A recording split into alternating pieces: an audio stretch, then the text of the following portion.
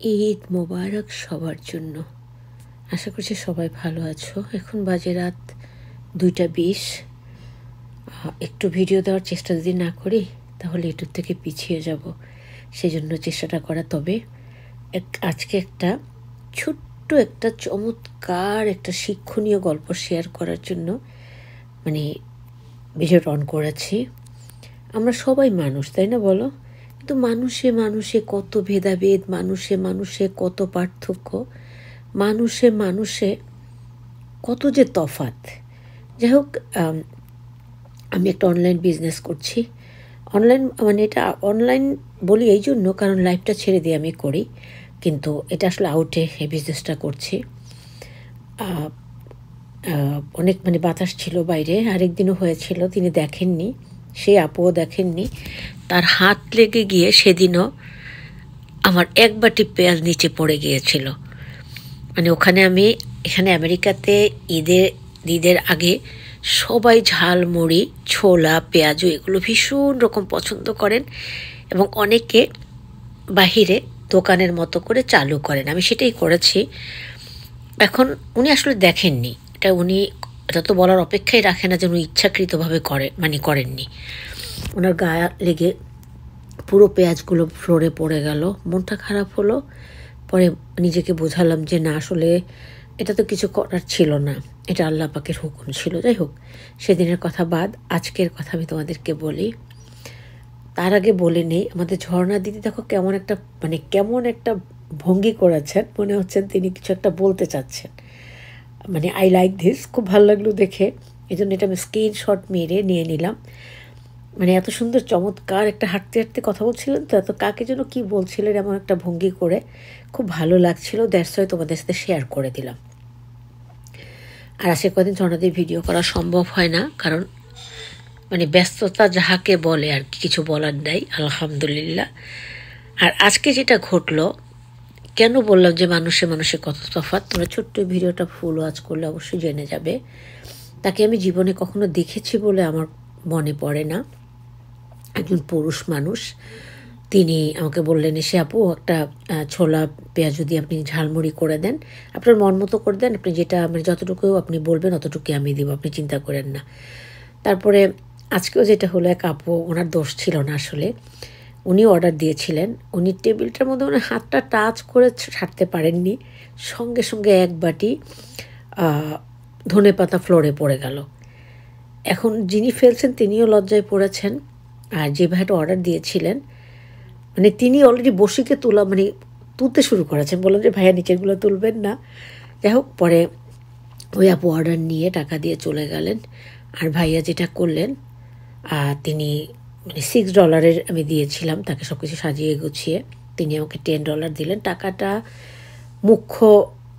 কখনো মুখ্য ব্যাপার, কখনো আসলে গৌণ ব্যাপার, কিন্তু আজকের ক্ষেত্রে আমি বলবো টাকাটা গৌণ ব্যাপার।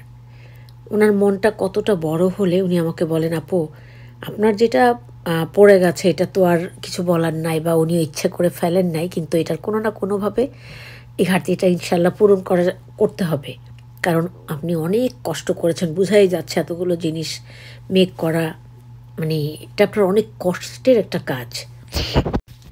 তারপর তিনি ছোলা, ঝালমুড়ি, পেঁয়াজও মিক্সড করা সব কিছু একদম দোকানে যেরকম করে মেক করে সেরকম করে চেষ্টা করেছি, সবাই খুবই পছন্দ করছে, এটা হচ্ছে আলহামদুলিল্লাহ।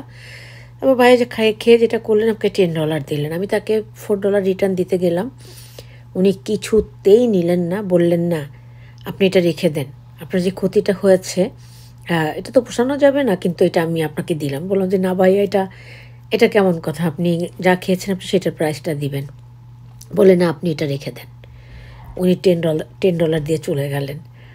আর অনেকেই আছে এখানে, আসলে আমরা সবাই আপন মানুষের মতো, তো অনেকেই আছেন যে আসলে আমি তাদের কাছে পয়সা চাইতে পারি না, কিন্তু কালকে আল্লাহ ভালো রাখলে চাঁদ রাত, তো কালকে যে আমাকে প্রথম ঘোষণাটা দিতে হবে, 2-4 জন বাদ দিয়ে বাকি সবার উদ্দেশ্যে আমার এই কথাটা থাকবে যে আজকে আর কাউকে আমি বিনা পয়সায় খাওয়াবো না, কারণ আসলে আমরা কিছু করতে পারি না। কি ভীষণ রকম হার্ড জব করি, এটা কাউকে বলে বোঝাতে পারবো না। তবে 2-4টা মুখ সেটা আলাদা কথা, তাদের কথা একেবারেই ভিন্ন। আজকেও অনেকেই আহ, কি বলবো, যাই হোক না, সেটা না, হয়তো আপন ভেবেই করে, কিন্তু আসলে এটা তো আমাকে সবাই বোঝায় এটা তো তোমার বিজনেস। কিন্তু এই জন্য আমার বড় ভাইও আমেরিকার মতো জায়গাতে বড় বিজনেসম্যান ছিলেন, তিনিও জীবনে কিছু করতে পারেননি। আমরা সব ভাই বোনই এরকম, আসলে কিছু করতে পারি না। কেন যে পারি না সেটা জানি না, কিন্তু কষ্টের ক্ষেত্রে আমরা মানে সর্বোচ্চ কষ্টটুকু করতে করতে পারি। যাই হোক, কালকে এই ঘোষণাটা দিতে হবে যে 2-4টা মুখ ছাড়া সবাই পয়সা দিয়ে কিনে খাবেন। কারণ এত বেশি কষ্ট করা হয়, তারপরে এগুলো নিয়ে যাওয়া হয়, তারপরে বিভিন্ন খাতে টাকা খরচ করতে হয়, আসার সময় ট্যাক্সি ভাড়া করে আসতে হয়, সেখানে $11, কখনো $10 এরকম দিতে হয়। সব কিছু মিলিয়ে যে কষ্টটা করি সে অনুযায়ী কিছুই লাভ হয় না, তবু আলহামদুলিল্লাহ। আবার কেউ কেউ টিপসও দেন, কলেজের 3টা মেয়ে খেলো, ওরা মানে যে ছোলাটা আমি $8 বিক্রি করি, আমি ওদেরকে সেটা দিলাম। বললো যে খালামণি আপনি সুন্দর করে 2টা সাজিয়ে দেন, আমরা 3জন মিলে খাবো। আমি $8 দিলাম। মেয়েটা এত ভালো, ভালো বলছে এই জন্য আমি একদিন আলহামরা দেখলাম সে সবাইকে আইসক্রিম কিনে খাওয়াচ্ছে, এবং আমার কবিতার বই দেখে তৎক্ষণাৎ $10 দিয়ে একটা বই কিনে নিল। ওর নামটা আমার জানার দরকার ছিল, কিন্তু আসলে জানতে পারিনি। যে খাওয়ার পরেও আমাকে $10 দিল, আমি $2 সাধলাম। বলে কি আন্টি এটা কী করছেন আপনি? আপনি কত কষ্ট করে এগুলো মেক করে আনেন, আমাদের জন্য এত যত্ন করে ঝালমুড়ি বানান, আর আপনি $2 ফেরত দিচ্ছেন কেন? এটা আপনার। তা বললাম মা লাগবে না, তাও দিয়ে গেল। আবার এরকম করে কলেজে পড়ুয়া ছেলেরা, ওরাও মনে করে যে কখনো কখনো দেখা যায় $1 টিপস দেয়। টিপসটা বড় কথা না, আমার যেটা হচ্ছে যে মোটামুটি সবাই যদি প্রাপ্যটুকু দেয় তাহলেই আলহামদুলিল্লাহ। আমি আবারও বলছি, সেখানে 2-4 জনের ব্যাপার আলাদা, কিন্তু আর আর কিছু বলতে চাচ্ছি না। কিন্তু সবার প্রতি আমি অনেক কৃতজ্ঞ। ঈদ মোবারক সবার জন্য।